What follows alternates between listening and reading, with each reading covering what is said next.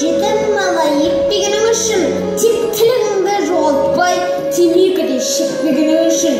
Рахмет саған, ана, жаман жолға түспегенің үшін, адал еңбек істегенің үшін, балаңды ойлап болашақ, арақ сыра ішпегенің үшін.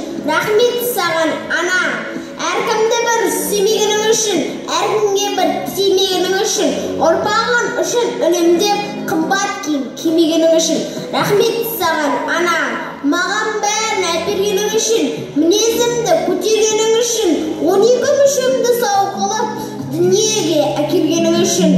Рахмет саған, ана, кінәм болса кешігенің үшін, ауыр бейнет кешігенің үшін, ауырмайтын аман сау адам қылып өсіргенің үшін. Рахмет саған, ана, сенің әрбір жылағаның үшін, жоқтан барды құрағаның үшін, бақыты үшін, балаңның барлығына шыдағаның үшін. Рахмет саған, ана, арсыз іске бармағаның үшін, аборт жасап алмағаның үшін, біздерді ойлап шырылдап, бар өміріңді арнағаның үшін. Рахмет саған, ана, болашақ менің баламның атынан, бұрынғы ата бабамның атынан, 7 миллиард адамның аттан 18